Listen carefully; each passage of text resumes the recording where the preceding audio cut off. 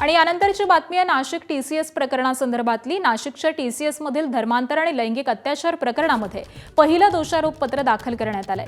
या प्रकरणात देवळाली कॅम्प पोलिसात दाखल केलेल्या पहिल्या गुन्ह्याचं दोषारोपपत्र नाशिक रोड न्यायालयामध्ये दाखल केलंय। एकूण 1500 पानांचं दोषारोपपत्र आहे। एमआयएमचे नगरसेवक मतीन पटेल, निदा खान, दानिश इजाज शेख, तौसिफ बिलाल अत्तार या चौघांविरोधामध्ये दोषारोपपत्र हे दाखल करण्यात आलंय।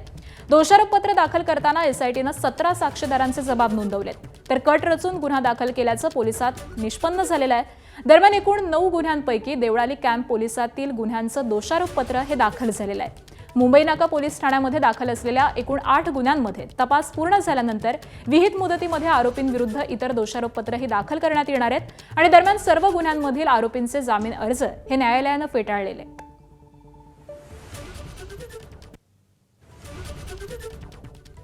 तर दोषारोपपत्रातील काही महत्त्वाच्या नोंदी आपण जाणून घेऊयात। पीडिता आणि आरोपीची वैद्यकीय तपासणी, वैद्यकीय अहवाल हे नोंदवले गेलेत।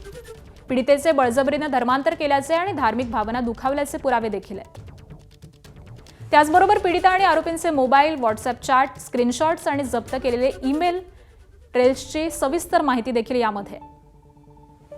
आरोपींनी पीडितेचे नाव बदलण्यासाठी तिच्याकडून घेतलेली मूळ कागदपत्र देखील जप्त करण्यात आली आहेत।